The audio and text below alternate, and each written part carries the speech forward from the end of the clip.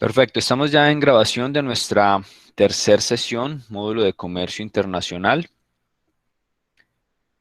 Estábamos dando allí unos minutos de espera para tener a casi todo el grupo en conexión en esta aula extendida, entendiendo que se siguen presentando varios problemas de movilidad por los sucesos que ya sabemos que vienen aconteciendo en los últimos días.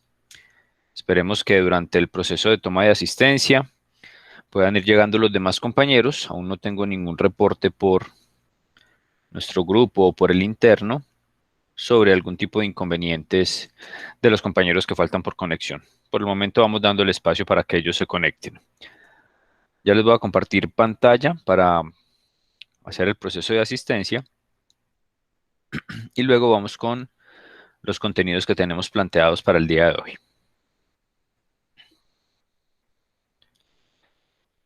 Agradezco me puedan confirmar si estamos viendo pantalla de sistema Odin, por favor.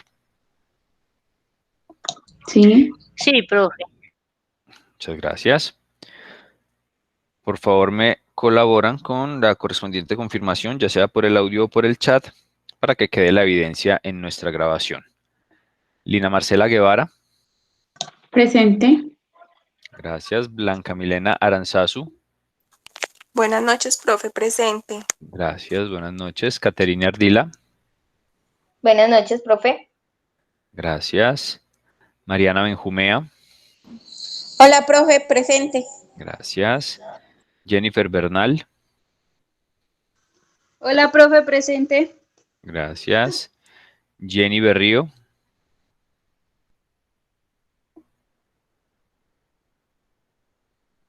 Cindy Briceño. Hola, profe, buenas noches. Buenas noches, gracias. Stephanie Cardona. Profe, presente. Gracias. Jennifer Corredor.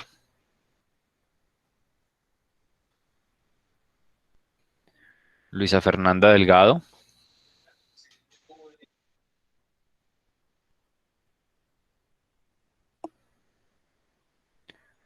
Brian García. Buenas noches, profe, presente. Gracias. Alejandra Garzón. Presente.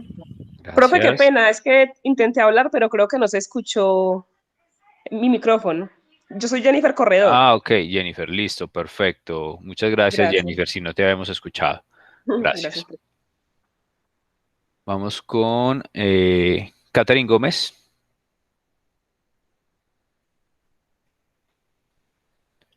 Daniela Hernández. Presente, profe. Gracias. Lady Jaramillo. Profe, buenas noches, presente. Gracias. Juan David Leiva.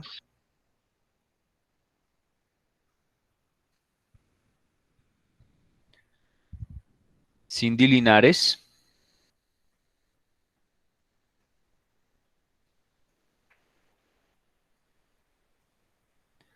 Marta Muñoz. Buenas noches, profe, presente. Gracias. José Fernando Orrego. Buenas noches, presente. Gracias. Juan José Pino. Presente, profe. Gracias. Juliana Quintero. Presente, profe. Gracias. Gustavo Ríos. Gracias, Gustavo. Andrea Segovia. Presente, profe. Gracias. Omar Velázquez.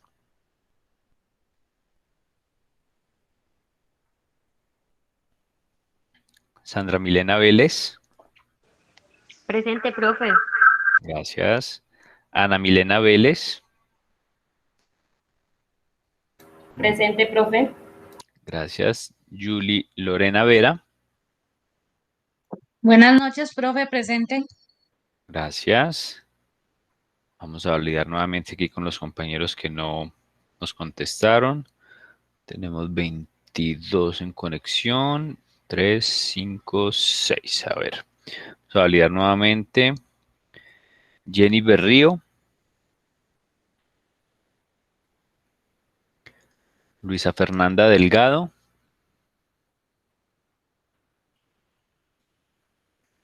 Catherine Gómez.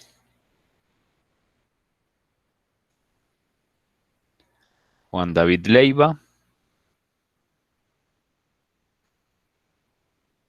Cindy Linares.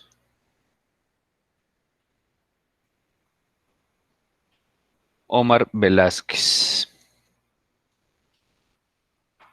Catherine Gómez, gracias Catherine por confirmar allí en el chat. Ya te actualizo acá. Perfecto. Quedamos con 2, 4, 5 estudiantes pendientes.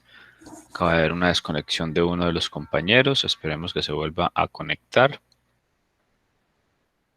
Muy bien.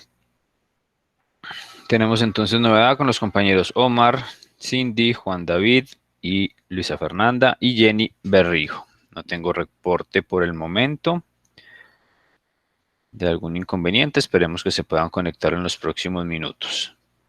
Si no, pues ya validaremos con ellos el tema de la asistencia y el proceso de homologación también a través de la visualización del video en canal institucional. Muy bien, vamos a dejar esto abierto unos momentos más. Gracias a todos por su confirmación. Y vamos entonces con los temas que tenemos propuestos para hoy. Muy bien, la idea entonces de el desarrollo de contenidos para el día de hoy, y como se les había informado al finalizar la sesión anterior, es tratar de trabajar muy rápidamente algunos conceptos que ya hemos venido trabajando y que en la sesión anterior hablamos bastante en la discusión de nuestro tema de comercio internacional o de comercio electrónico internacional, perdón. Ya tocamos algunos de esos conceptos de pronto un poco de forma general. Ahora vamos a entrar a tocarlos un poco más a fondo, dar un poco de conocimiento acerca de, permítanme un segundo. Ya tenemos a 2 compañeros más. Vamos a actualizarlos de una vez para que no quede aquí el tema corto y validamos su conexión también.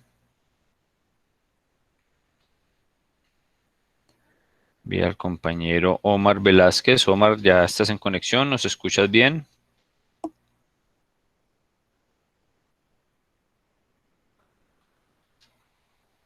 Veo a Omar allí en conexión y también la compañera. Buenas noches. Omar, ¿cómo vas? Profe, qué pena, es que apenas estoy saliendo de la oficina. Ya pues, a ver si Dale. yo me conecto en el carro y continúo hasta que llegue a mi casa. Listo, Omar, dale, no hay problema. Gracias. Profe, buenas noches.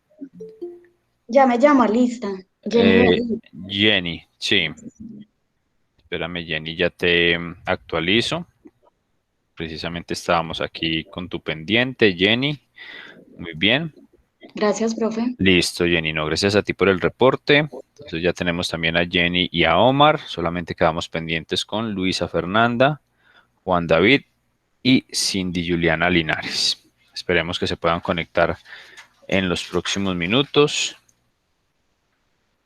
Vamos entonces a continuar aquí con nuestros temas. Como les estaba diciendo, la idea entonces es comenzar a trabajar algunos conceptos, hablar de las razones del comercio internacional. Creo que ya lo tocamos bastante en la sesión anterior.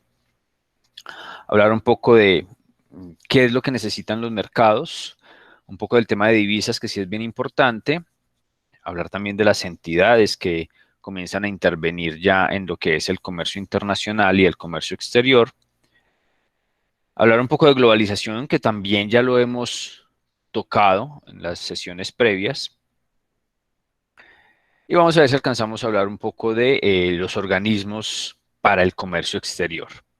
Todos estos intervinientes o actores adicionales que podemos encontrar en las operaciones de comercio exterior. También vamos a trabajar un poco, cuando estemos tocando el tema de las divisas y más puntualmente la balanza de pagos, vamos a trabajar un poco una información que nos entrega el Banco de la República. Muy seguramente ustedes desde la parte contable utilizarán bastante las herramientas que ofrece el Banco de la República en varios sentidos. Una de ellas es precisamente algunos informes relacionados con las balanzas de pagos. año a año como se vienen presentando. Esto está muy relacionado a el tema del primer foro, por ejemplo, donde hablábamos o solicitábamos un concepto de por qué considerábamos a Colombia altamente importador, o por qué seguía siendo Colombia altamente importador. Y allí identificaremos a través de las cifras, que a veces son muy frías, pero que en este caso son bastante dicientes de el panorama que venimos trabajando hace ya varios años en cuanto al tema de balanza comercial, más puntualmente el comercio de bienes y servicios en las operaciones de exportación e importación. Trabajaremos allí un poco esa información.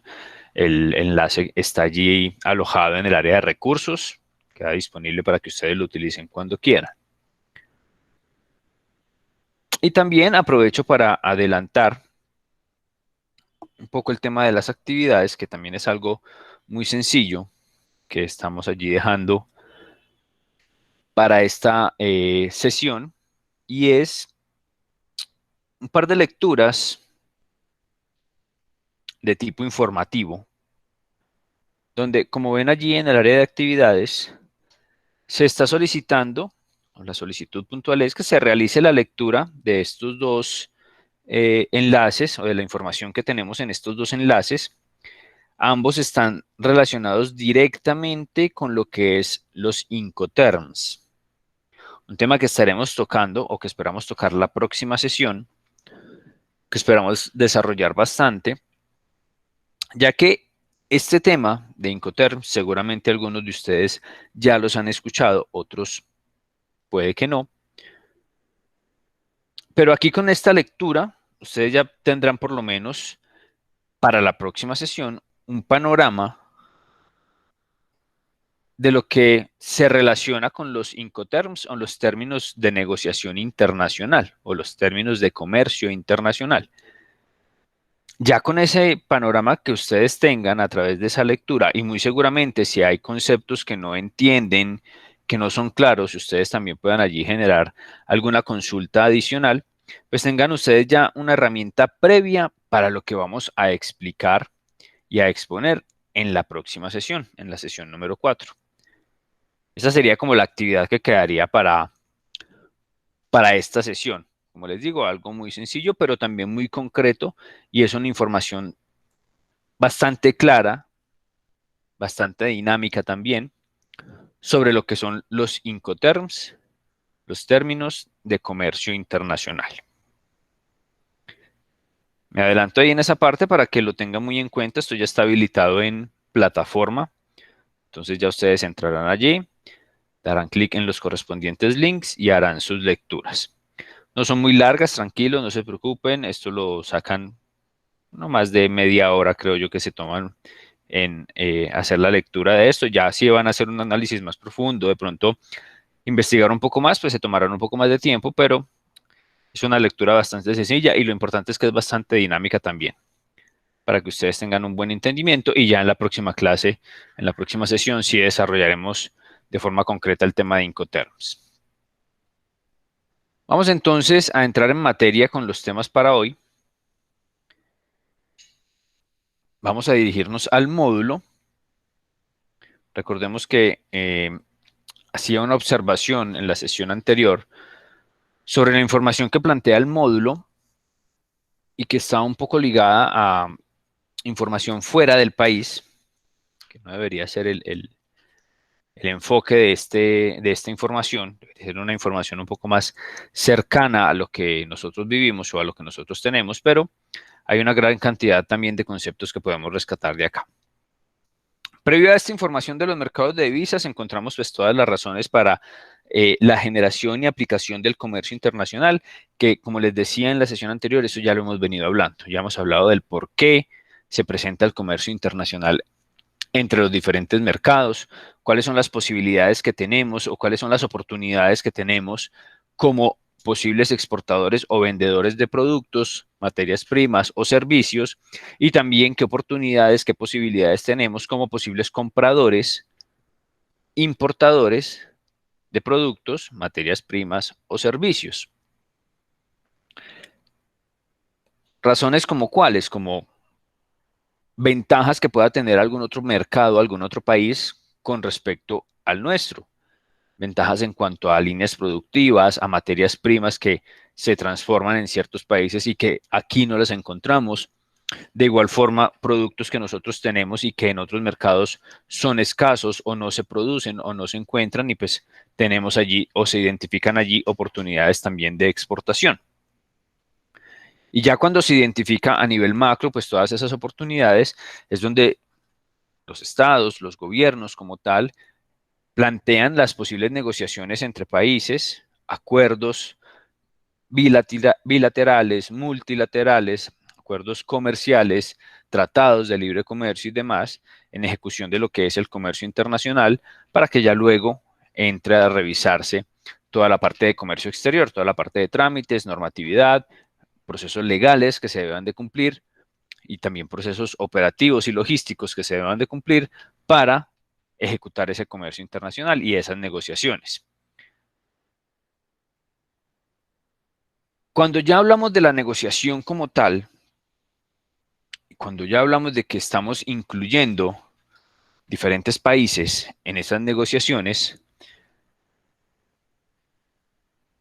necesariamente tenemos que comenzar a hablar ya de las transacciones comerciales. La transacción de compra-venta. Estamos haciendo una compra si somos importadores o estamos haciendo una venta si somos exportadores. Pero comercialmente se necesitan establecer unas condiciones para dicha transferencia de productos, de bienes o de servicios y también las condiciones comerciales como tal de la negociación. Y dentro de esas condiciones comerciales tenemos, uno, la divisa a utilizar, la moneda a utilizar. Dos, tenemos los términos de negociación, que será el tema de nuestra próxima sesión, los términos de negociación internacional que determinan, para adelantarme un poco allí, las responsabilidades, riesgos y costos de las partes intervinientes en esa negociación. Tenemos que tener en cuenta también toda la parte operativa y logística, trámites, normativas, como ya hemos venido hablando. Y ahora nos vamos a enfocar entonces en esa moneda de negociación. Porque en el mercado internacional, cuando ya se involucran diferentes países, pues estos diferentes países muy seguramente tendrán su propia moneda. Moneda que tiene obviamente un valor determinado dentro de esas economías y que podría también tener un valor determinado hacia los mercados externos. Pero se determina que es muy complicado en esa operación comercial y en esas condiciones comerciales, trabajar solo con esas monedas de cada uno de esos países. Porque pues los tipos de cambio y las negociaciones como tal se tornarían un poco más complejas. En ese sentido, entonces, se determina que la negociación como tal, si bien se puede hacer en cualquiera de estas monedas, no quiere decir que no se pueda hacer. Se puede hacer, pero es más complejo. Si bien se puede hacer en estas monedas de cada una de los países o de los mercados que intervengan en esa transacción comercial, la recomendación allí, más por un tema de estandarización y de optimización de la operación, regálenme un segundo. Como les decía, más por un tema de estandarización y de optimización de la operación, es trabajar con las monedas fuertes a nivel mundial. Monedas fuertes como el dólar, como el euro, como la libra esterlina, monedas que determinan unas condiciones puntuales de mercado.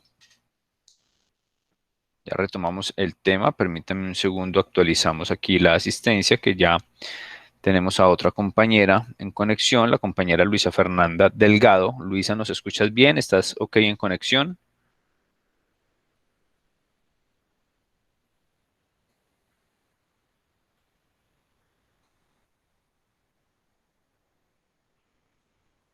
Bueno, al parecer no ha entrado todavía conexión, la admití, pero no la vemos aquí en conexión.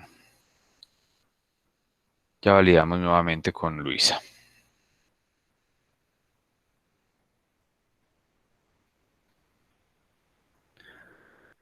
Muy bien. Como les decía, la posibilidad entonces de trabajar con esas monedas fuertes permite establecer unas condiciones puntuales ya en esa transferencia comercial. Y con el ejemplo de las monedas fuertes, pues se identifica también que dentro de esas monedas fuertes hay una o dos que son las más comercialmente utilizadas. ¿Cuáles creerían ustedes que son esas dos monedas? Una ya la deben de tener definida. Son dos monedas las que generalmente utilizamos en esas transacciones comerciales. Pues una El sería dólar. el dólar. Correcto, sí, una ya clarísimo que es el dólar. ¿Cuál podría ser esa otra moneda fuerte que se utiliza normalmente en las negociaciones de comercio internacional? El euro. Correcto, el euro. El euro es la otra moneda fuerte que de forma comercial es mayormente utilizada. ¿Sí? Mayormente utilizada.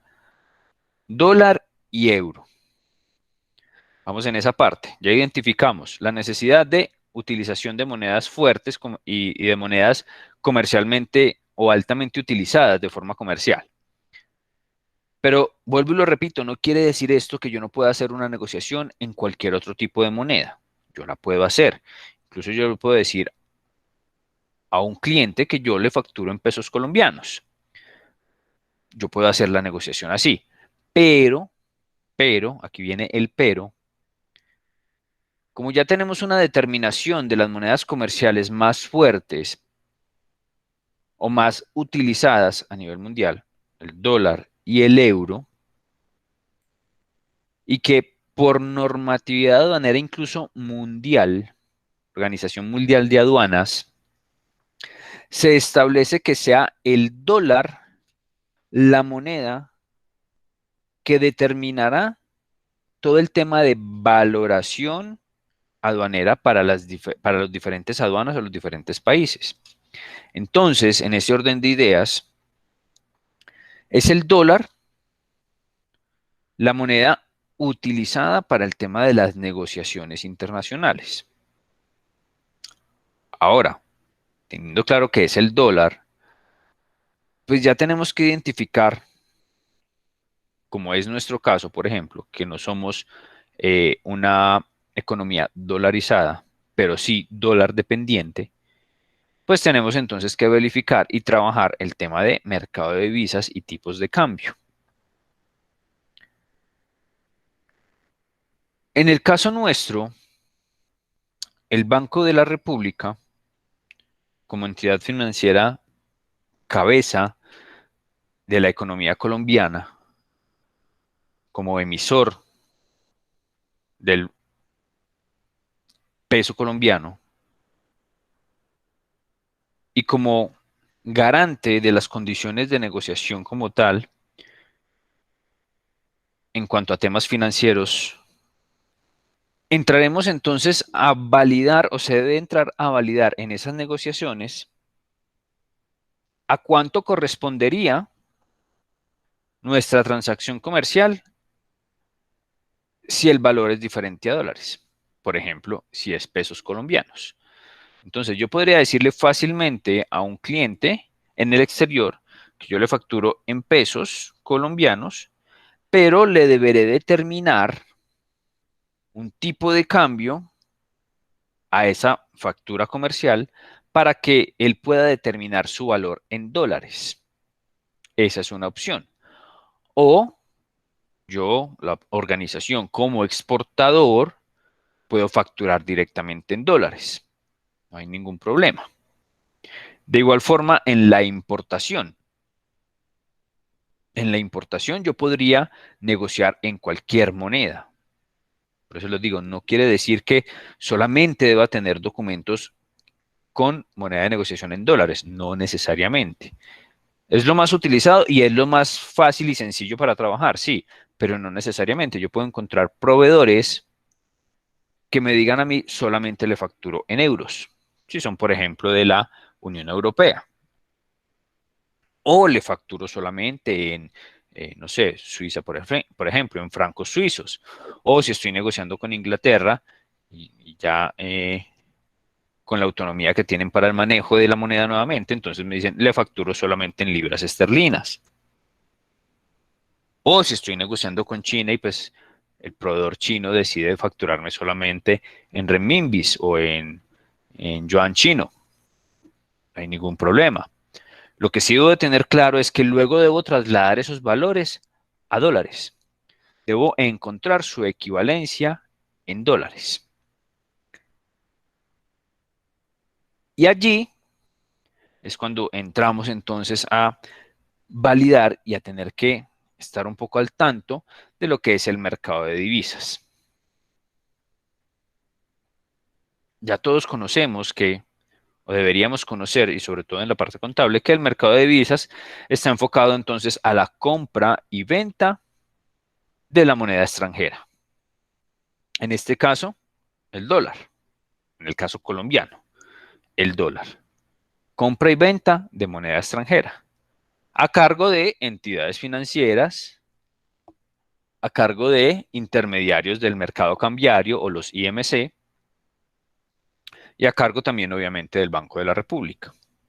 Allí ya tendríamos una connotación un poco más de tema de régimen cambiario, que con algunos de ustedes ya lo pude desarrollar, y pues allí hay unas obligaciones como tal en ese mercado de divisas por parte de los diferentes compradores o vendedores de la divisa o utilizadores, aquellos quienes utilizan el mercado de divisas para sus transacciones, deben de hacer unos reportes y unos envíos de información correspondiente al Banco de la República para generar el control de dicho mercado y obviamente para determinar también algunas condiciones del mismo, como por ejemplo la tasa representativa de mercado o TRM, que día a día escuchamos que va fluctuando, que se va negociando, que algunas veces baja, otras veces sube.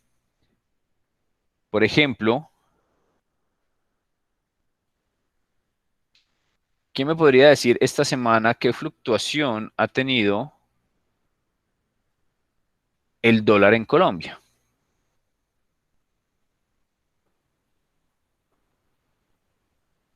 Los chicos contables, a ver.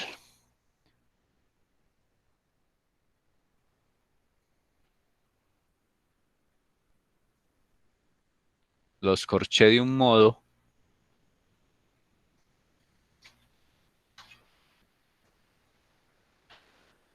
Ninguno se atreve a decir.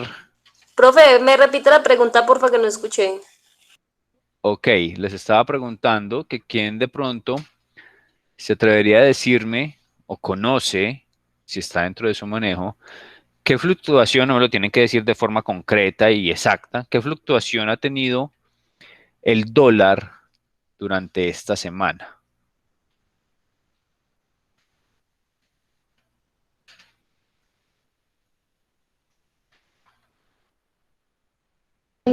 Profe, ¿se refiere al comportamiento del dólar esta semana?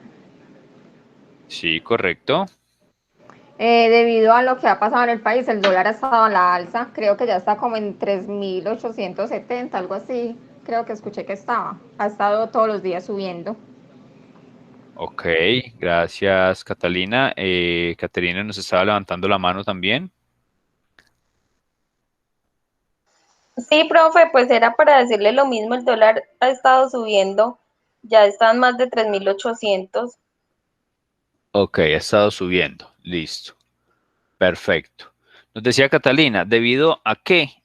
A las condiciones como tal externas que tenemos desde la semana pasada, ¿no es cierto? Tema de la derogatoria o la no presentación de la reforma tributaria, obviamente todas las situaciones de orden público presentadas al interior del país. Esto genera desestabilización, no solamente política, social, sino también económica. Y dicha desestabilización obviamente afecta a los mercados, no solamente los bursátiles, sino también los de divisas. Y eso lo podemos entonces identificar allí. Cuando hablamos de que el dólar, como Catalina y como Caterine nos decían, que está al alza,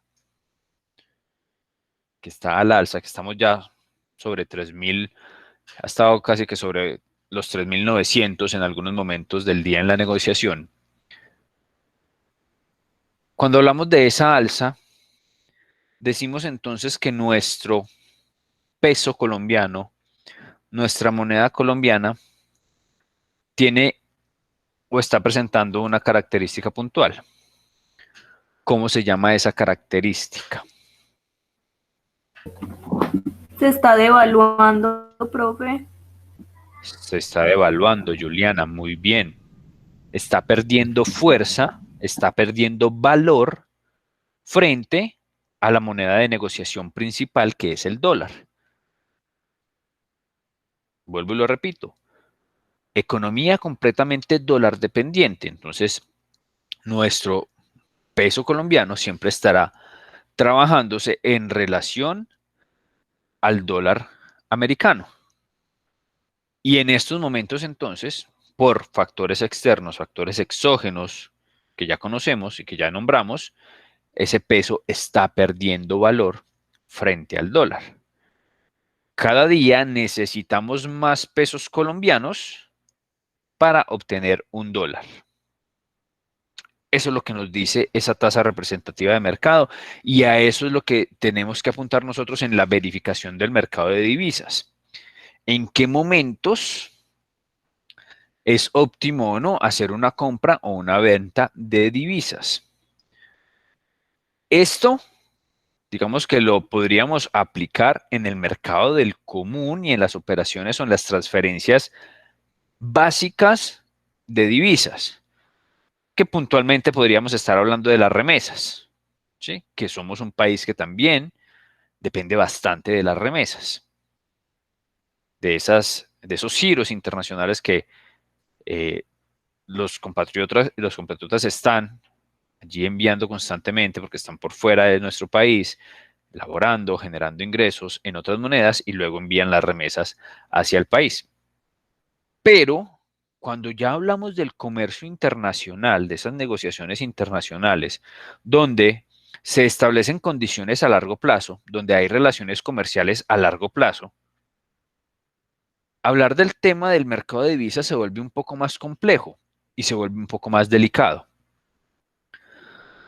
Porque yo, por ejemplo, como importador, en este momento, con un dólar a 3.800, pues difícilmente le podría decir a mi proveedor usual que, no sé, semana a semana o mes a mes me está enviando mercancía. Porque es la negociación, porque así lo determinamos, porque obviamente yo necesito esa mercancía o esa materia prima para mis procesos productivos y necesito que me despache. Difícilmente yo le podría decir o la organización le podría decir a ese proveedor, venga, no me despache, que es que el dólar está muy alto. El proveedor no tiene la culpa de esa situación del mercado de divisas. Y el proveedor está produciendo su materia prima para cumplirle al importador colombiano con los pedidos, con los requerimientos, con las cantidades, con la calidad solicitada. Entonces allí comienza a jugar en contra, por ejemplo, lo que está pasando actualmente. Hemos tenido otros momentos donde el peso, perdón, no está devaluado frente al dólar. ¿Qué es lo contrario a esa devaluación, muchachos?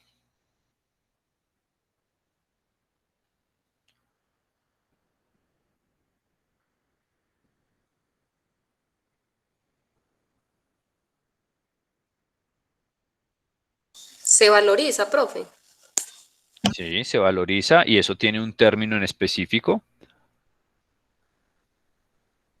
Revaluación. Correcto, Sandra.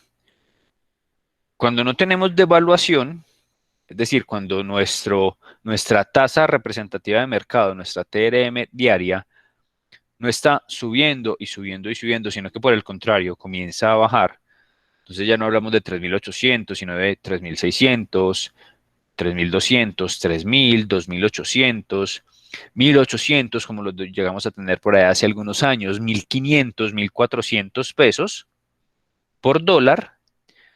Quiere decir que el peso se está revaluando. El peso está tomando fuerza frente al dólar, porque cada vez necesitamos menos o necesitaríamos menos pesos colombianos para adquirir ese mismo dólar. Y en ese momento, vuelvo al ejemplo, la organización, la empresa, yo como importador, pues le podría decir a mi proveedor, venga, mándeme mucha mercancía. Mándeme 2 veces el pedido normal o 3 veces el pedido normal, porque necesito menos pesos colombianos para pagarle la mercancía en dólares. Pero ahí volvemos nuevamente al tema comercial. El proveedor podría decirle, venga, pero es que yo no tengo la capacidad productiva en este momento. La planeación de pedidos o de materia prima es la siguiente. No lo podemos hacer, ¿sí? O sí lo podemos hacer, listo, le despacho. Le despacho 2, 3 veces más. Y por esa condición, por ejemplo, de aprovechar el tema de mercado de divisas en ese momento, el importador podría incurrir también en un problema logístico interesante y es un exceso de mercancías. No podría no tener los espacios suficientes para todo ese inventario y tendría que generar entonces, por ejemplo, almacenamientos adicionales, pagar bodegajes, costos-beneficios. Realmente ese ahorro que está teniendo en el mercado de divisas sí va a ser eficiente y efectivo versus de pronto los extracostos logísticos que se van a generar. Ya allí comienza también a establecerse un tema de costos. Entonces, mire hasta dónde puede llegar la influencia del mercado de divisas. Todo esto para decirles que en nuestro comercio internacional y en nuestro comercio exterior, nuestra economía estará siempre ligada a lo que es la compra y venta de la divisa, en este caso el dólar, y las determinaciones del Banco de la República sobre esas operaciones, que las determinaciones puntualmente pues es la tasa representativa de mercado que día a día se va presentando, donde lo que encontramos es una fluctuación entre el momento de la apertura de las mesas de negociación de divisas, que las entidades financieras hacen su apertura a las 8 de la mañana todos los días, de lunes a viernes, y cierran sus negociaciones a la 1 de la tarde. Durante ese periodo de 5 horas, el mercado de divisas está moviéndose constantemente. Se están ejecutando operaciones de miles y miles y miles de dólares, millones y millones de pesos. Con esos movimientos y con esos valores negociados allí durante ese periodo de tiempo, es que se determina la tasa representativa de mercado del siguiente día. Al momento de cerrar, se hace la operación, se verifican esos promedios y se determina entonces la tasa representativa que va a regir en el día siguiente. Y esa tasa pues la vemos día a día allí en los indicadores económicos, en los noticieros, en los periódicos, en las revistas, en fin. La tasa representativa del día, la tasa representativa del día. Ahora, cuando ya hablamos de comercio internacional y de comercio exterior, debemos de tener en cuenta 2 cosas. Uno, en el tema de comercio exterior, esa tasa representativa de mercado derivada del mercado de divisas tiene un manejo especial en cuanto a la operación de liquidación de tributos. Y es que la tasa representativa de mercado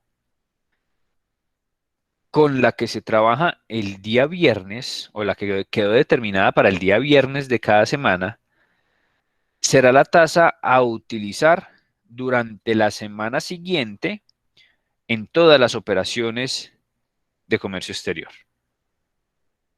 Exportaciones e importaciones. Durante toda la semana, independiente que el lunes baje, el martes vuelva y suba, el miércoles siga subiendo, el jueves vuelva y baje.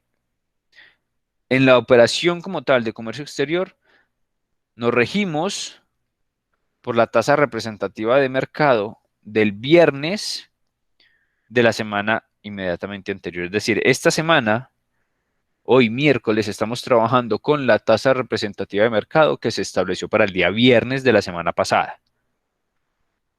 Eso en cuanto a la operación de comercio exterior. Recordemos que es el trámite, todos los trámites. Ahora, en cuanto a la operación de comercio internacional,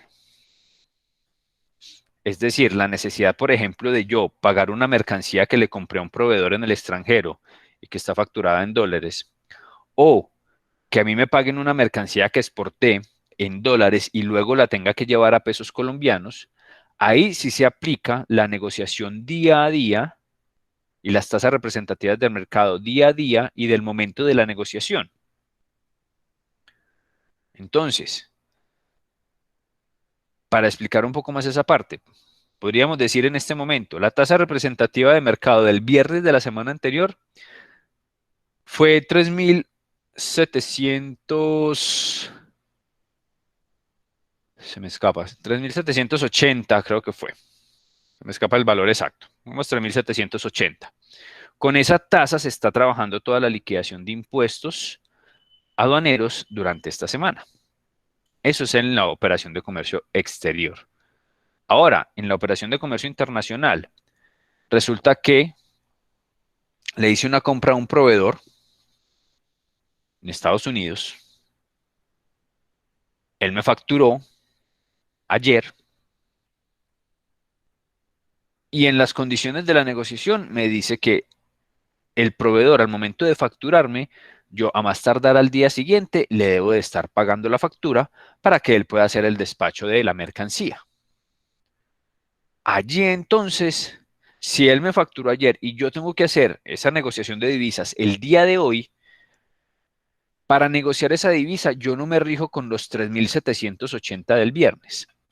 Ya en esa operación yo me rijo con la negociación que haga el día de hoy con el banco, con la entidad financiera, para poder enviar esas divisas al exterior. Entonces hoy fácilmente podríamos estar hablando de que si me facturó, por decir cualquier valor, $10.000 en una mercancía X que le tengo que pagar hoy, y el dólar hoy abrió a 3.824 pesos, pues a partir de esa cifra yo tengo que comenzar a negociar con el banco a cómo voy a comprar el dólar. Entonces ya el banco me ofrecerá a mí unas tarifas, unas tasas, en determinados momentos de la negociación, de esas 5 horas de negociación, y ya yo tengo que tomar la decisión de cuándo entonces ejecutar la operación comercial. Milena. Profe, ¿y no tiene nada que ver la fecha de la factura? O sea, yo no tengo que negociar es con a cómo estaba el dólar el día que se facturó. Eso dependerá de la negociación. ¿Qué pasa? En el ejemplo que les estaba poniendo, donde les digo, el proveedor me facturó ayer, pero en la condición de la negociación, el proveedor, yo tengo establecido con el proveedor que al momento en que él me facture, a más tardar al día siguiente de esa fecha de factura que él me envió, muy seguramente vía correo electrónico y demás, yo le tengo que estar haciendo el pago de esa factura. Él me facturó en dólares, me facturó $10.000, una mercancía X. Yo le tengo que pagar a él $10.000. Entonces yo voy al banco y les digo, señores banco, necesito $10.000 para pagar una factura a un proveedor. Ah, ¿cuándo me la facturaron? No les importa, por decirlo de forma muy coloquial. El banco sí necesita obviamente un soporte para la negociación y pues se tendrá que entregar en su momento y reportar y demás a través de los formularios cambiarios.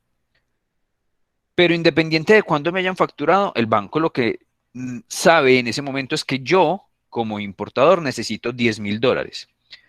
Y entonces él me ofrecerá a mí, listo, yo le vendo esos $10.000 a una tasa de 3.800. Tenga en cuenta que hoy el dólar abrió a 3.824, yo le estoy vendiendo a 3.800, le estoy vendiendo por debajo de esa cifra de apertura. Usted me dirá si negociamos ya o si quiere, esperamos durante el proceso de negociación, las 5 horas de negociación del día de hoy, si de pronto el dólar está más bajo. Pero como puede estar más bajo, puede estar más alto. Y ya dentro de una hora yo no le puedo mantener los 3.800, sino que se lo voy a vender a 3.900. Y ahí es donde comenzamos a negociar.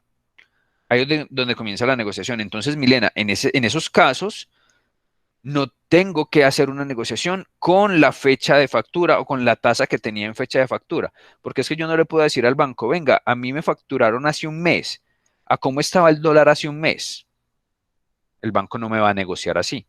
El banco negocia y la mesa de comercio exterior del banco negocia con las tasas y las fluctuaciones que estamos teniendo en el momento de la negociación.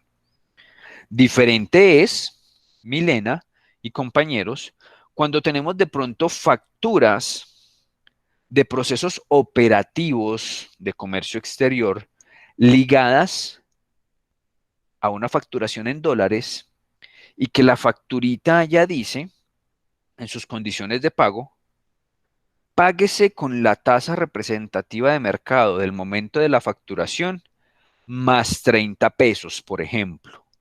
Ya ahí es diferente y de pronto, no sé si es algo a lo que te referías, Milena, que sí es muy usual que encontremos en los procesos, pero de comercio exterior, en la parte operativa, en la parte de los trámites. Por ejemplo, un agente de carga internacional que te factura el flete internacional, un flete marítimo, te puede decir, listo, yo te facturo, la tarifa son $8.000, por ejemplo. Al momento de la llegada y demás, yo te hago la factura, ¿sí? Te facturo, o al momento de la salida de la motonave desde origen. Eso depende de la negociación. Te facturo los $8.000. Y podemos tener la siguiente negociación. Usted, importador, me va a pagar ese flete, si usted es el encargado de pagar el flete, me pagará esos $8.000 con la tasa representativa de mercado del día de facturación, más 30 pesos. Generalmente lo colocan así. O usted puede pagar con la tasa representativa del mercado del día que vaya a pagarnos la factura. Entonces, usted nos tiene que pagar $8.000. Hace el cambio a pesos porque me está pagando aquí en Colombia. Listo, haga el cambio a pesos. $8.000 por, no sé, 3.850. Y listo. Esos son momentos diferentes y situaciones diferentes de las negociaciones que podemos encontrar.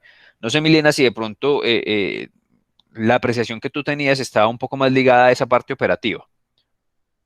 Sí, profe, y con la explicación me quedó muy claro. Muchas gracias. Listo, perfecto. Entonces, muchachos, miremos nuevamente el contexto de este mercado de divisas. Miren cómo, en el caso de nuestra economía, es bastante importante conocer qué va pasando con el mercado de divisas. ¿Qué va pasando? Y no solamente para trámites de comercio exterior como tal. Muchas veces en las empresas donde laboramos, los jefes, directivos, socios, en fin, hacen operaciones con divisas. Tienen cuentas en el exterior, simplemente de las utilidades o de los márgenes de la empresa deciden mandar cierta cantidad de pesos colombianos a dólares y luego trabajarlos en una cuenta en el exterior propia o de la misma empresa o hacer inversiones en el exterior. Y es importante que tengamos claro cómo está el tema del mercado de divisas, qué va pasando y que no solamente es la negociación como tal del día a día la que puede afectar esa fluctuación de la negociación. Son temas externos también, políticos, económicos, sociales, incluso ambientales en algunos casos, que afectan, en nuestro caso que somos economía dólar dependiente, esa devaluación o revaluación del peso colombiano. Vamos claros ahí, queda lo suficientemente entendido el tema del mercado de divisas.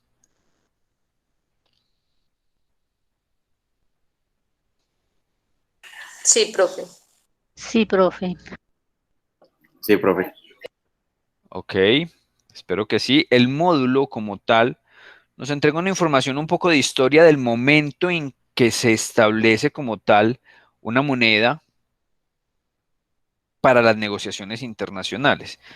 Y es puntualmente allá después de la creación del Fondo Monetario Internacional, posterior a el tema de la Segunda Guerra Mundial y de la Primera Guerra Mundial, donde se determinan algunas situaciones económicas mundiales por la afectación de diferentes países y por las ayudas que estaban entregando también diferentes países a las zonas más afectadas,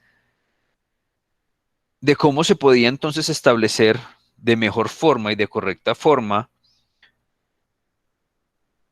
la interpretación de esas ayudas, de esas entregas, de esos donativos, de esos productos que se estaban allí movilizando en diferentes países, cómo se podía establecer esto en cuanto a el valor del mismo. Entonces allí se establece, obviamente pues Estados Unidos estaba allí en cabeza de toda esta situación, se establece entonces que sea el dólar la moneda como estándar para todas esas verificaciones, y de allí en adelante pues ya comienza a establecerse esa moneda como la moneda de negociación internacional. Es un poco lo que nos entrega aquí el módulo. Ya ustedes podrán tener el tiempo suficiente para hacer esa pequeña lectura, pero nos estamos enfocando un poco más en lo que realmente nos interesa, que es esa parte operativa que deberíamos conocer y que luego podríamos ligar a esa parte contable que tienen ustedes ya como enfoque académico, ¿no es cierto?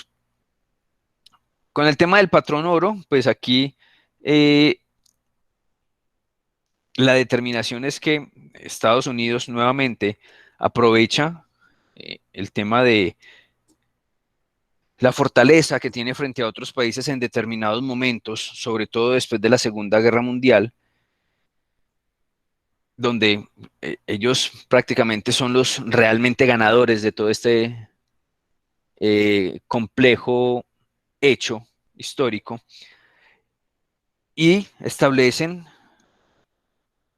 a través de una reunión de varios países, tanto afectados como aliados en el tema de la Segunda Guerra Mundial, establecen que ellos, Estados Unidos, podría estar comprando y vendiendo oro porque tenía los recursos, y allí es cuando comienza a aparecer esa Reserva Federal de Oro de Estados Unidos, que es inmensa. Y a través de esa compra y venta de ese patrón oro, ellos van a poder establecer, o establecieron en ese momento, los valores de ese metal, que es el metal, uno de los metales más costosos, los valores de compra y venta, y allá aparece entonces el patrón oro.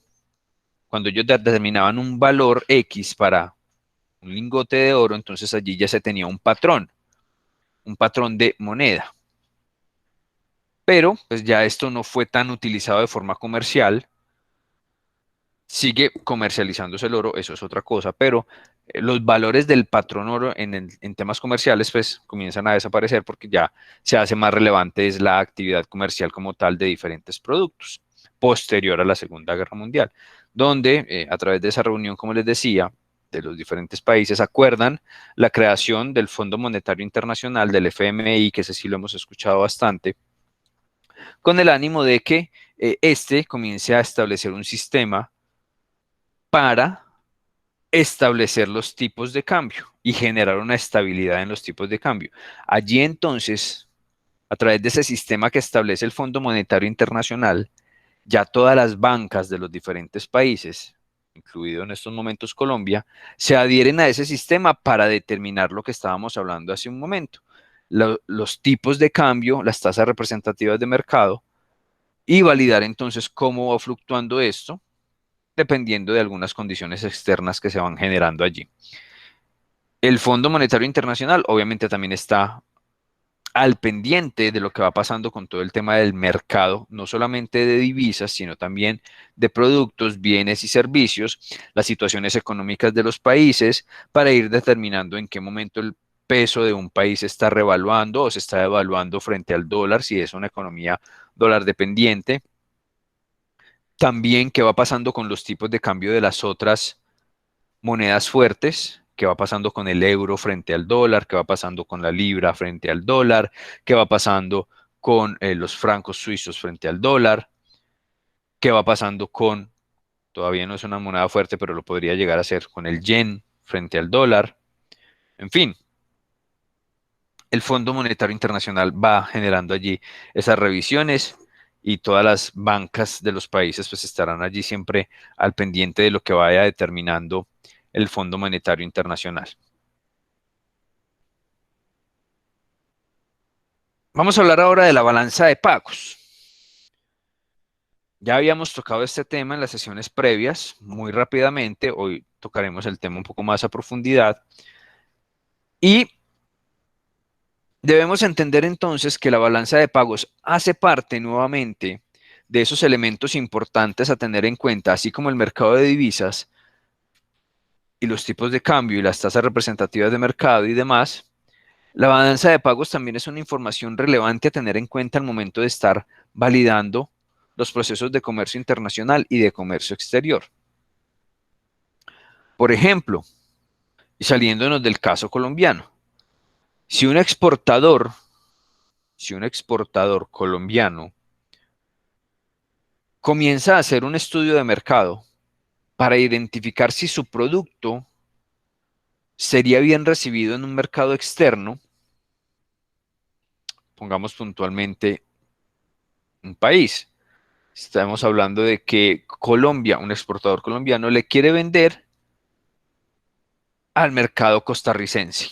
No nos vayamos muy lejos. Vamos allí a Centroamérica, al mercado costarricense. Un producto cualquiera. Pongamos un producto cosmético, un producto de belleza, un producto cosmético cualquiera, al mercado costarricense. El exportador colombiano tiene un buen conocimiento de ese producto y sabe que su producto es de alta calidad y puede ser exitoso en ese mercado. Incluso ya ha determinado dentro de ese estudio de mercado que sus posibles consumidores o consumidoras del producto cosmético podrían comprar ese producto, les interesaría ese producto. Ahora, necesita estar más seguro de esa situación. Y una forma de validarlo es identificar las cifras de la balanza de pagos de Costa Rica, por ejemplo. Y en esa validación de cifras de la balanza de pagos de Costa Rica, el exportador podría identificar en primera instancia si el país, si Costa Rica, es altamente importador o altamente exportador de bienes y servicios. No estamos hablando todavía de productos cosméticos.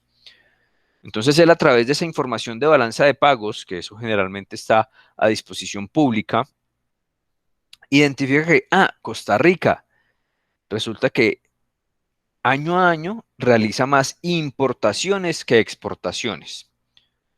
Es decir, su balanza de pagos es deficitaria. Más importaciones, es decir, más egresos que ingresos. Ya tiene una primer característica de pronto positiva dentro de ese estudio de mercado que está haciendo. Ya sabe que en Costa Rica importan muchos productos. Todavía no sabe si puntualmente la parte cosmética, pero ya sabe que hay un alto nivel de importaciones. Quiere decir que de pronto los procesos productivos internos en Costa Rica, las industrias o los sectores no son muy fuertes o no tienen algunas características en específico y por tal motivo tienen que importar muchos productos. Hasta ahí esa información. Luego ya entraría a verificar en esa balanza de pagos, en esa gran cantidad de importaciones, de pronto por sectores o un poco más desglosado por tipo de productos, cuáles son los productos que más importan. Y si dentro de esos productos está la sección de productos cosméticos, ya tiene entonces o ya tendría entonces ese exportador colombiano, esa empresa exportadora, tendría entonces un panorama altamente positivo y con seguramente un buen panorama también en el éxito de su producto, porque Costa Rica como tal es un país altamente importador y luego encontró que además importan una gran cantidad de productos cosméticos donde podría incluir allí su producto. Eso nos puede determinar una balanza de pagos, haciendo obviamente un estudio pues bien concienzudo y bien profundo de lo que se está analizando. Pero para identificar bien este tema, lo que nos dice entonces la balanza de pagos es que cada país registrará y representará, obviamente de forma contable, cuáles son esos ingresos por exportaciones y egresos por importaciones durante un periodo determinado, con el sistema obviamente que establece el Fondo Monetario Internacional. Y allí, con esas determinaciones y con esos valores ya establecidos en la balanza de pagos, al final del ejercicio, es decir, cada año, se identifica entonces qué pasó con la compra y venta de bienes y servicios en un país. Y se identifica entonces, o se podría identificar entonces, que dicho país tiene una gran cantidad de exportaciones o una gran cantidad de importaciones. Para nuestro caso, y como ya lo habíamos analizado de pronto a través del foro y en la sesión anterior también, la economía colombiana y su balanza de pagos desde ya hace varios años viene presentando cifras deficitarias, es decir, una mayor cantidad de importaciones sobre la cantidad de exportaciones. Esto en cuanto a los valores de las mismas. Generalmente vamos a encontrar información de balanza de pagos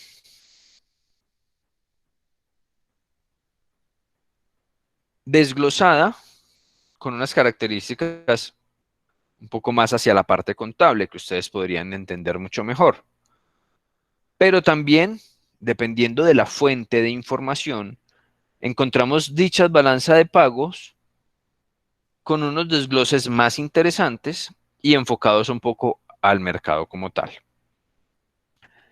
En el enlace que les decía que tenemos allí en el área de recursos de la sesión de hoy, van a encontrar esta información. Es una información directamente del Banco de la República, fuente principal en todo el tema de la balanza de pagos.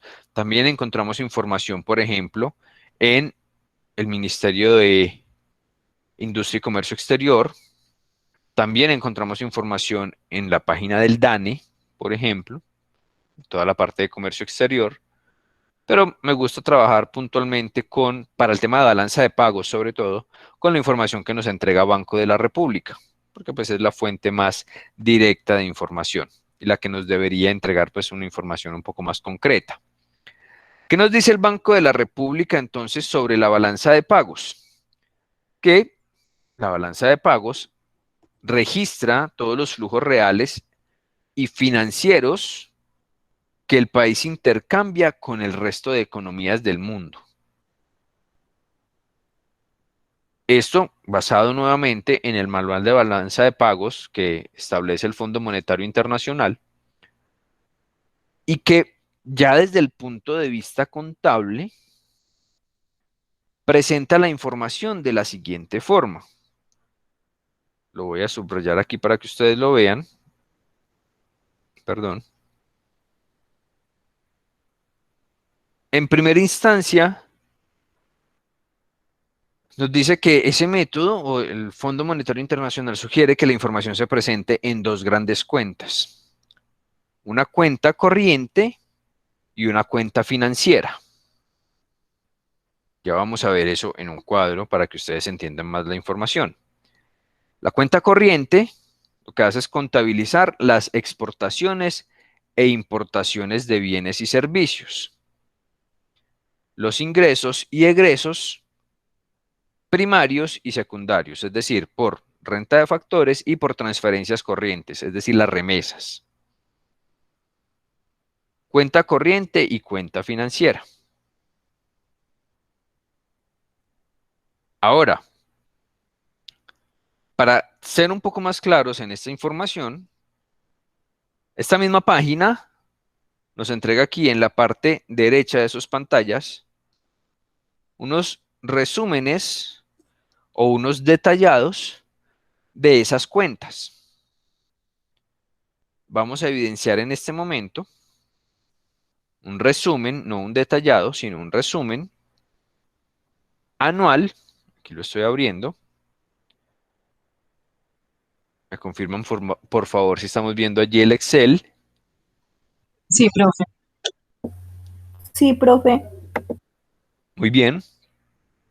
Entonces, en este momento estamos evidenciando un reporte, un resumen de la información año a año, anual, de esas cuentas. La cuenta corriente, que aquí la estoy subrayando, vamos a poner otro color para que ustedes lo puedan ver mucho mejor. Ok. Cuenta corriente y la cuenta financiera que nos decía ya el concepto. Cuenta corriente y cuenta financiera. Que la cuenta financiera ya es un poco el tema de inversiones, pasivos y demás, las carteras que se tengan con los mercados internacionales. En este momento no nos vamos a enfocar en esa parte, pero sí vamos a ver el tema de la cuenta corriente, que es la que nos interesa a nosotros en las operaciones de comercio internacional y de comercio exterior. Y nos dice entonces, la cuenta corriente la vamos a identificar con el crédito y el débito. Aquí ya estamos más hablando en términos un poco contables que ustedes manejan mucho mejor. Crédito para las exportaciones, débito para las importaciones. ¿Por qué crédito para las exportaciones? ¿Por qué considerarían ustedes que las exportaciones las consideran dentro de esta cuenta corriente como un crédito? Porque es un ingreso. Correcto, es un ingreso. Las exportaciones, a pesar de que estoy sacando mercancía del país, lo que recibo a cambio de esa salida de mercancías es un ingreso de divisas. Entonces es un crédito. Y ya las importaciones serán un débito, obviamente, porque a pesar de que estoy recibiendo mercancía, lo que está saliendo del país son divisas, compradas, obviamente, con pesos colombianos. Débito y crédito. Crédito exportaciones, débito importaciones. El reporte como tal nos desglosa la cuenta corriente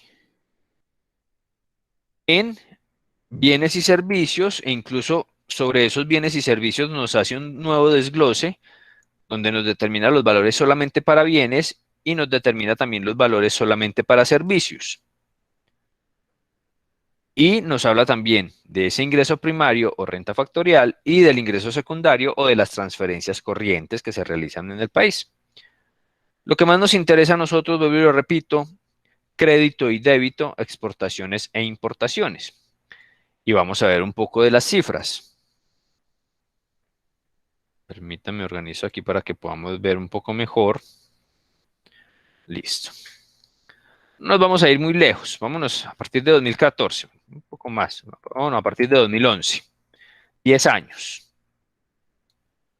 A partir de 2011. Como vemos allí, espero que estemos viendo bien la información.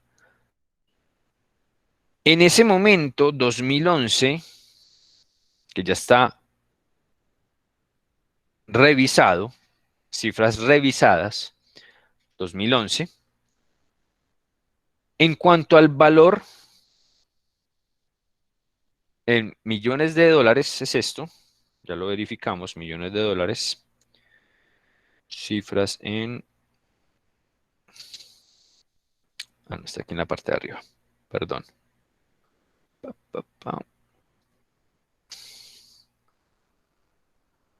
No nos dice si son millones de dólares, pero generalmente esto lo presentan en millones de dólares.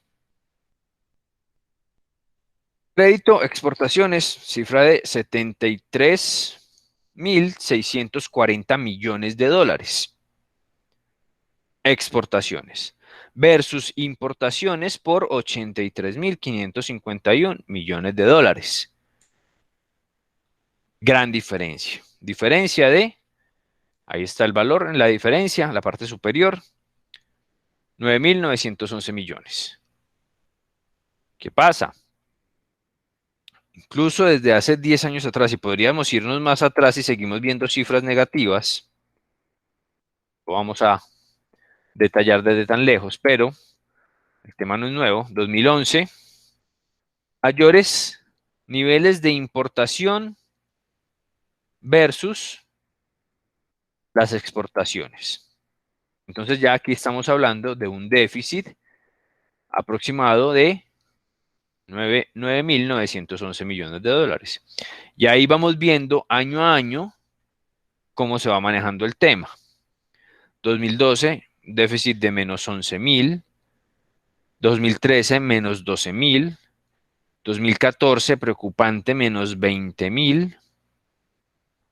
2015, menos 19.000. Y así sucesivamente vemos que la balanza comercial o la balanza de pagos en Colombia ya lleva un gran déficit acumulado durante los últimos años.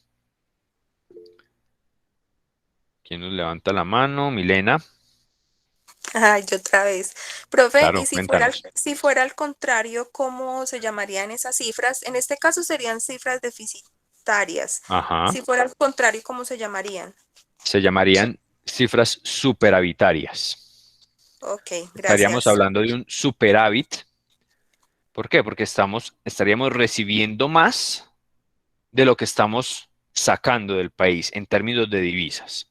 ¿Sí? Entonces, en ese momento serían cifras superavitarias, que creo que no las vemos más o menos desde el año 2000.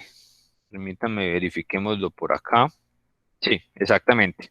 Desde el año 2000. 845.000 millones de dólares. Superavitario, que no es mucho, pero era superavitario en el 2000, hace 20 años.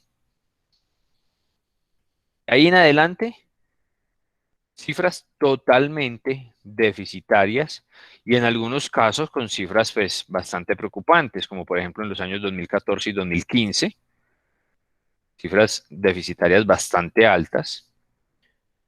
Por allá 2019 estuvo acercándose nuevamente a unas cifras muy altas, 2018.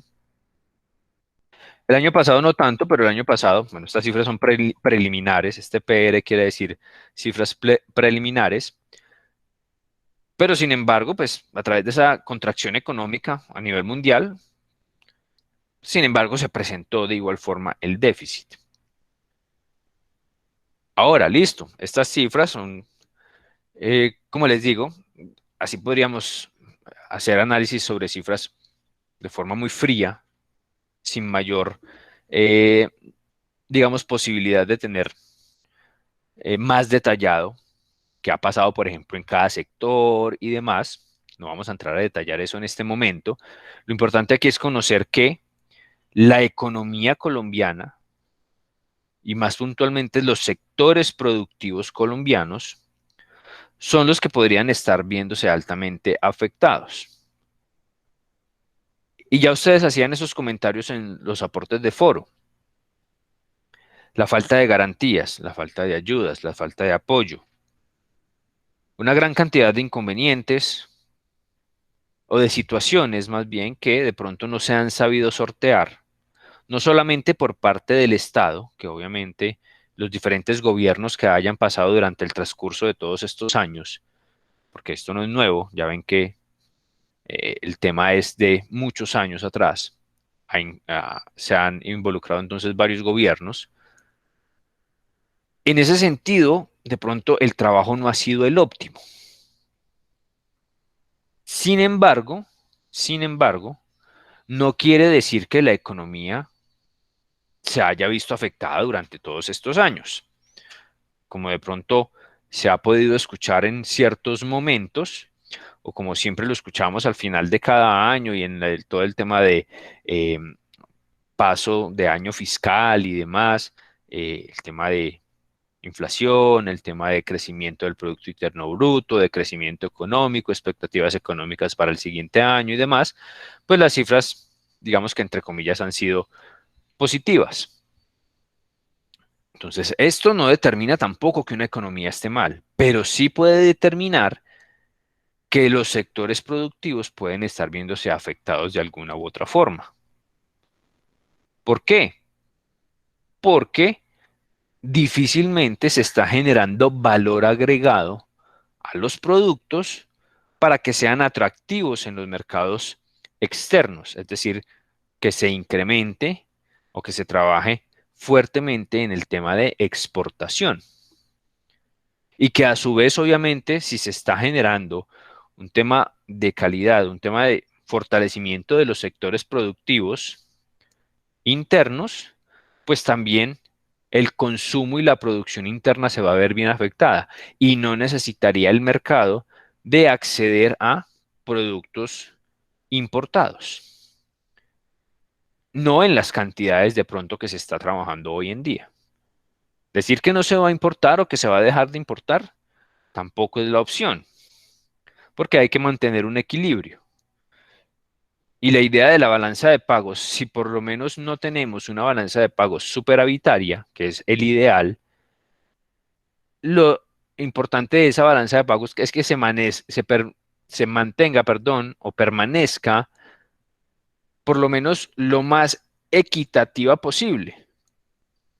Que esa diferencia que encontramos allí en la parte superior de esa cuenta corriente, pues no sea tan alta, que sea más cercana al cero. De pronto se veía por acá en 2014, 2004, 2003, que no era tan alta esa diferencia. Pero ya cuando tenemos diferencias del nivel de 2014 o 2015, no sé de pronto quién recuerde allí qué situaciones puntuales tuvimos en estos años que hayan podido afectar el tema de esta balanza de pagos. Debería allí de pronto a dar alguna observación sobre eso.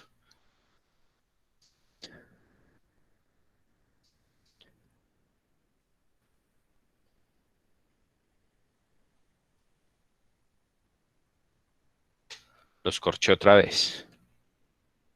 Pues, profe, de pronto tendrá algo que ver lo de los acuerdos de paz. 2014, 2015. Creo que los acuerdos de paz estuvieron más recientes. Creo que el acuerdo de paz fue más o menos por aquí 2017, 2018. Pero aquí ya se estaban negociando. Eso sí es claro. Pero hay una situación externa un poco más aplicable ya en la parte operativa. Pensemos un poco en el tema de productos, como para darles una idea allí. Que estamos hablando de importaciones y exportaciones. Entonces, en cuanto al tema de productos, allí en estos años hubo una afectación importante. Ustedes estaban muy chiquitos todavía.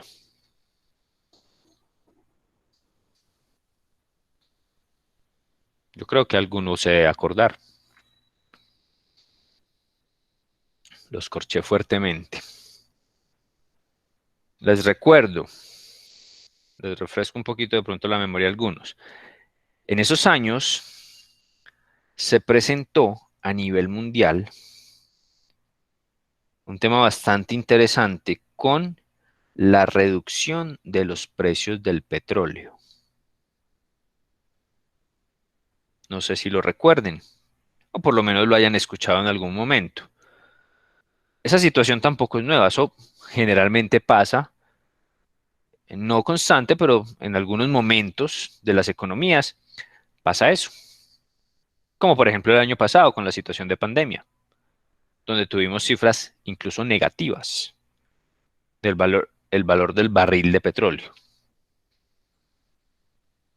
En esos años, que veíamos allí en la tabla, se presentó esa situación.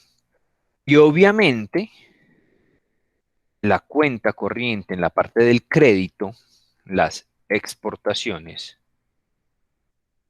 se vieron afectadas. ¿Por qué? Somos un país altamente exportador de petróleo y puede que hayamos tenido los mismos volúmenes de exportación o incluso más altos, pero el valor por barril de petróleo era demasiado bajo. Entonces, eso afectó las cifras de ingresos por exportaciones a esa cuenta, a ese crédito de esa cuenta corriente, y obviamente la cifra se vio altamente afectada.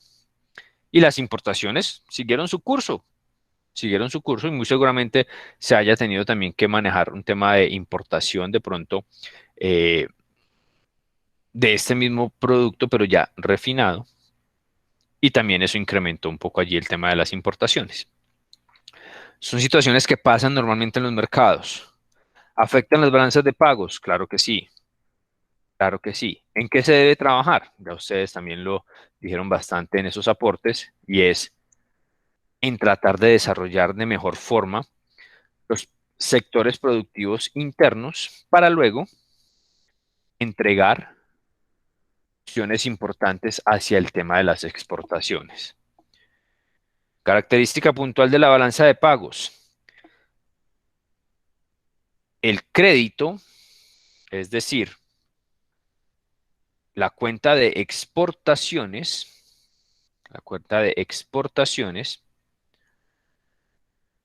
se mide en valores FOB. Y la cuenta de importaciones, el débito, se mide en valores CIF. FOB y CIF, términos de negociación internacional, que los veremos en la próxima sesión. Ténganlos allí pendientes, y en la información que ustedes lean y que queda disponible allí en el área de actividades de hoy, se van a dar cuenta un poco de qué estamos hablando si de pronto no identifican allí estos conceptos. Muy bien, balanza de pagos. Esta información que nos entrega aquí el módulo es una información, primero, un poco desactualizada, y segundo, está enfocada en otro país, no en Colombia, entonces no la estaremos tocando. Por eso estábamos viendo cifras allí de nuestro país y directamente de la fuente que maneja el tema, que es el Banco de la República. Ahora, vamos a hablar, un segundo, y ya casi estamos allí llegando a nuestra finalización de sesión del día de hoy. Vamos a hablar un poco de las barreras al comercio internacional en estos 15 minutos que nos quedan. Barreras al comercio internacional.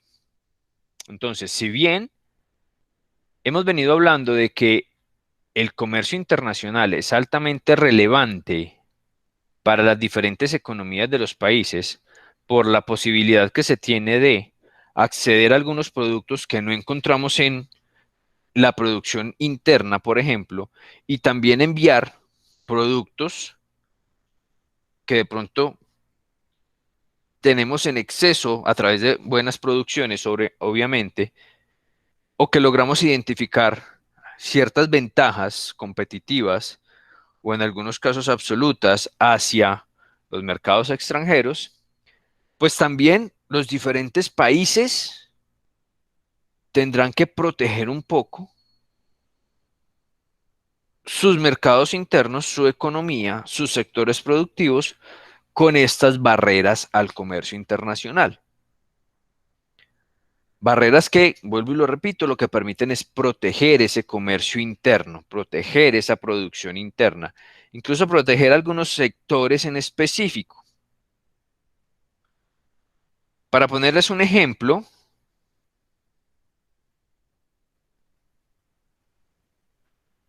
hace algunos días,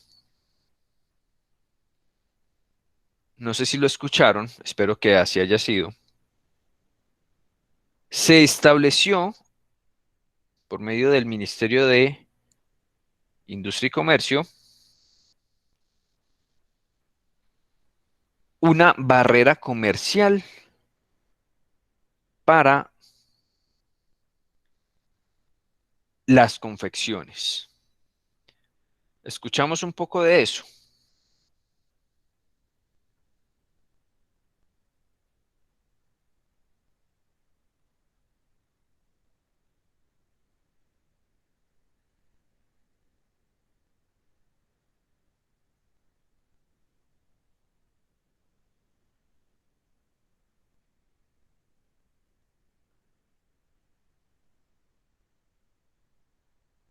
No escuchamos.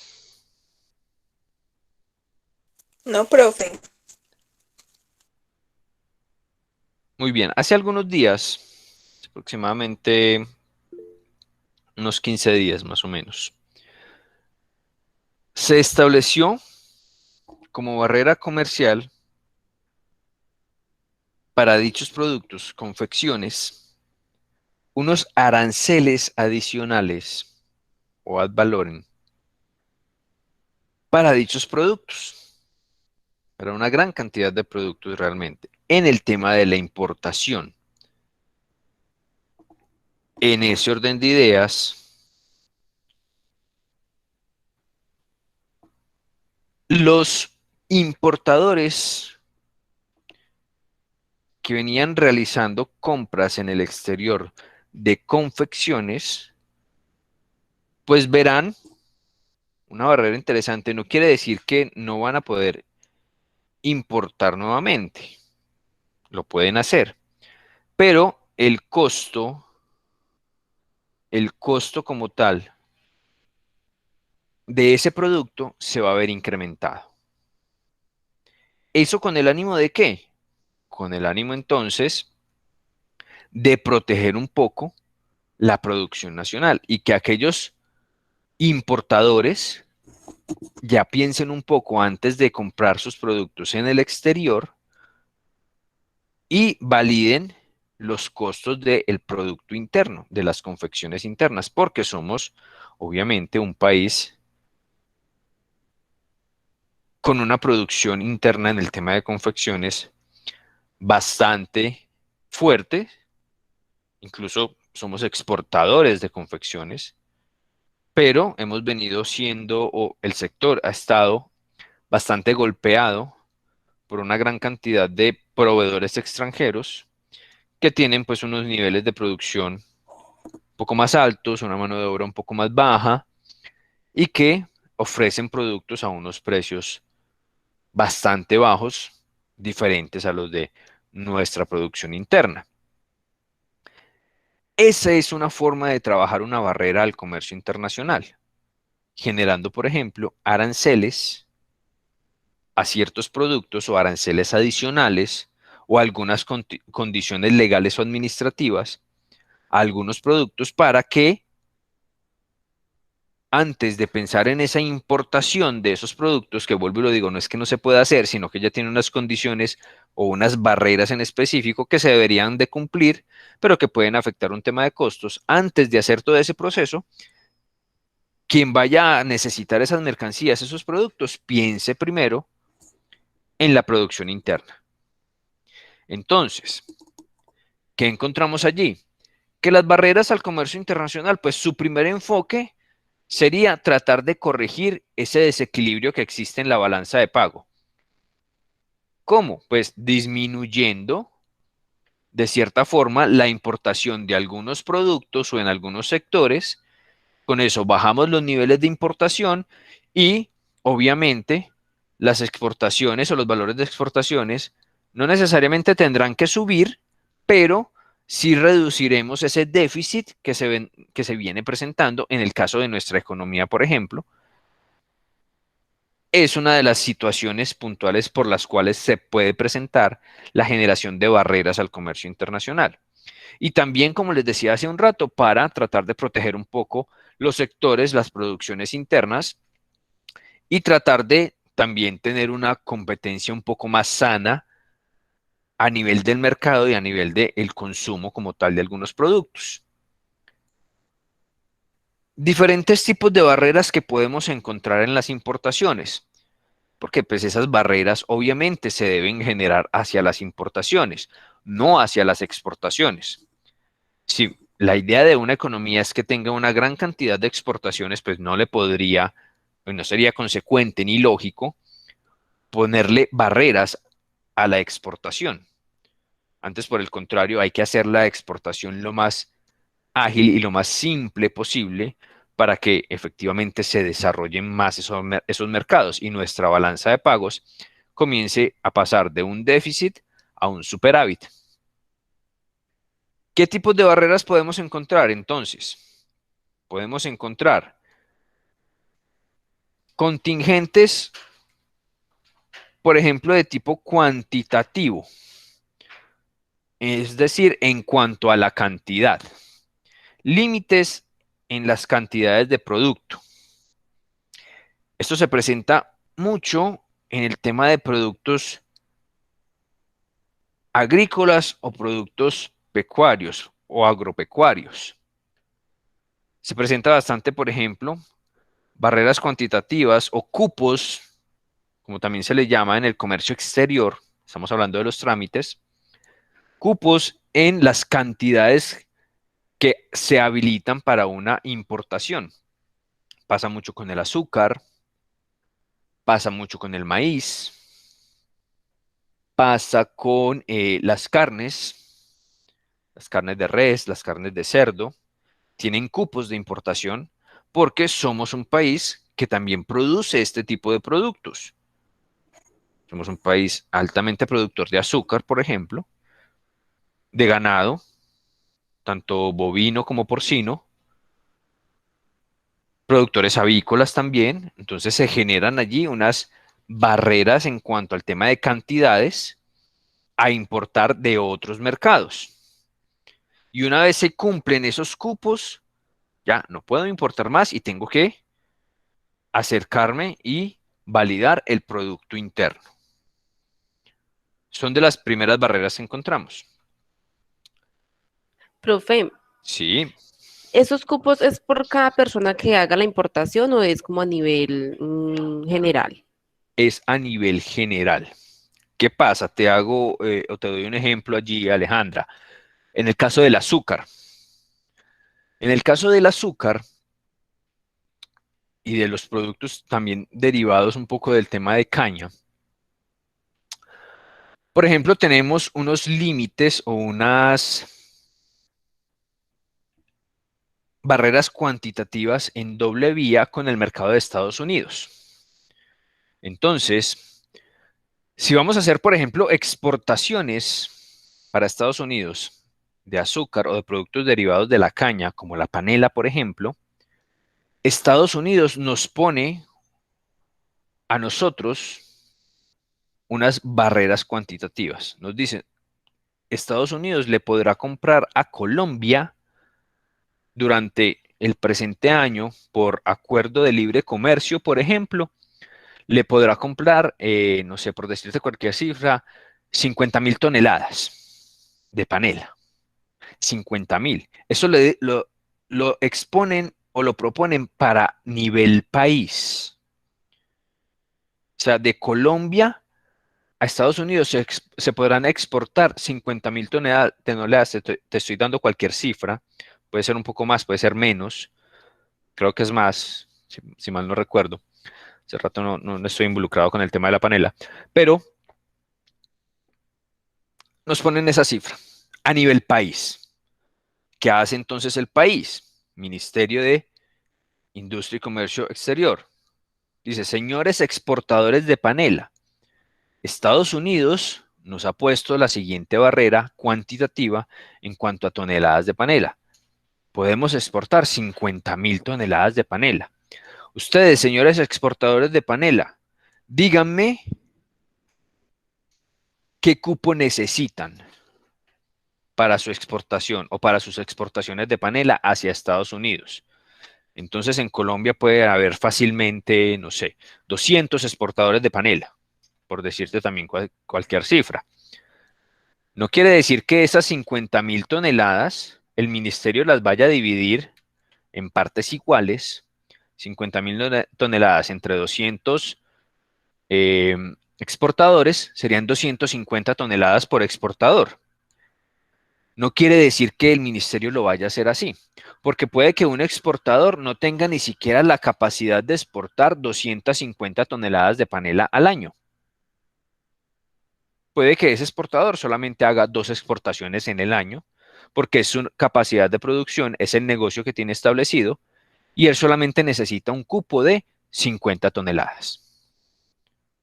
Entonces lo que hace el ministerio en ese caso es recibir todas esas solicitudes de lo que necesita cada uno de estos exportadores, validarlas a través de documentos soporte, exportaciones previas y demás, y comenzar a entregar esos cupos. Ah, listo, exportador A, usted me pidió 1000 toneladas de cupo. El año pasado usted exportó precisamente 1000 toneladas, me está volviendo a pedir lo mismo. Listo, autorizado. Puede que tengamos otro que exportó el año pasado 500 toneladas o durante los últimos 3 años, no sé, un promedio de 500 toneladas y este año está pidiendo 1000. Pero resulta que dentro de esa solicitud está pidiendo 1000 porque tuvo una negociación puntual donde uno de sus clientes le está pidiendo más producto durante todo el año. Y así sucesivamente. El cupo se aplica a nivel país. Ya luego serán los actores del comercio exterior, importadores o exportadores, quienes solicitarán los cupos y se les otorgarán los cupos correspondientes.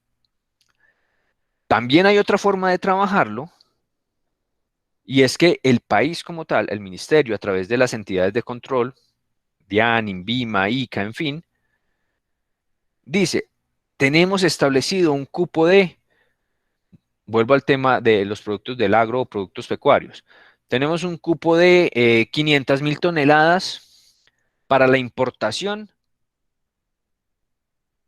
de carne de cerdo.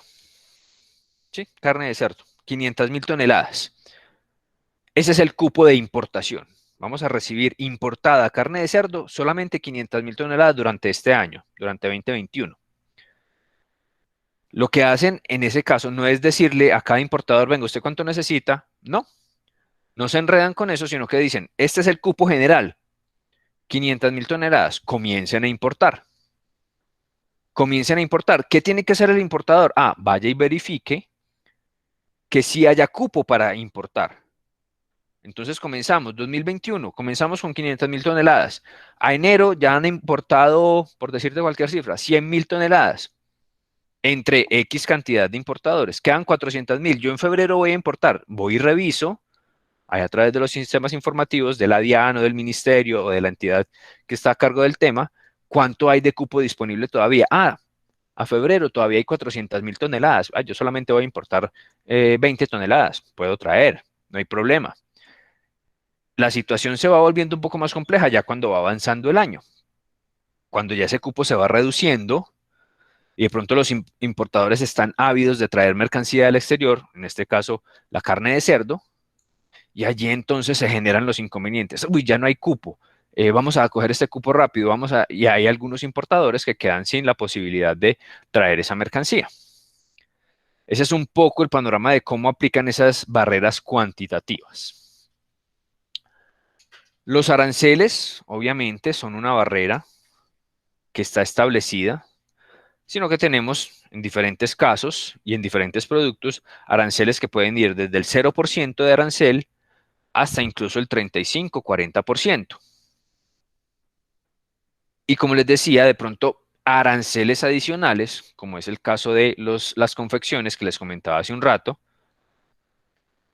donde se tenía un arancel, por ejemplo, del 10% o del 15% para una confección, una camisa, una camiseta, y con ese nuevo decreto que salió, entonces ya es ese 15 más otro 20%, por decirles cualquier cifra, entonces ya no es el 15 sino el 35, más un valor X de dólares, $2 o $3 por cada kilogramo importado, por ejemplo. Esa es una forma de presentarlo. Entonces allí se vuelve mucho más costoso el tema de la importación y de los impuestos a pagar. Entonces ya el importador diría, no, esperemos y miremos cómo está el mercado interno entonces y más fácil le compramos al productor nacional que nos sale más económico. Y las barreras administrativas, que son otra de las barreras al comercio internacional que podemos encontrar, y son, por ejemplo, las licencias, permisos, requisitos, reglamentaciones, normas de tipo sanitario, de tipo técnico, que deben cumplir ciertos productos para poder ingresar al país. Les doy 2 ejemplos. El primero de ellos, reglamento técnico para instalaciones eléctricas. Todo producto que vaya a ser manipulado por un humano, y tenga intervención de una red eléctrica, ya sea domiciliaria, externa, en fin, debe cumplir con un reglamento técnico para la protección del humano, de que ese producto no va a explotar cuando yo lo conecte, que no me va a pasar energía, que no me va a dar un corrientazo, que no me va a quemar, que no me va a hacer un corto en la instalación. Todo eso debe cumplir una instalación eléctrica. Por ejemplo. Otra barrera administrativa, un registro sanitario. Los alimentos, medicamentos, cosméticos, perfumes, detergentes, elementos de aseo, en fin, tienen que cumplir con un registro sanitario ante el INVIMA que identifique que ese producto no va a afectar a quien lo vaya a consumir o a quien lo vaya a utilizar. Y así podemos encontrar una gran cantidad de barreras administrativas que lo que hacen es frenar un poco los niveles de importación para estimular también el consumo interno y la producción interna de algunos productos.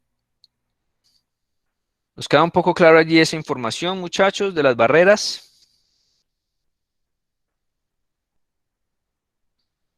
Sí, profe, muy claro. Sí, profe. Muy bien.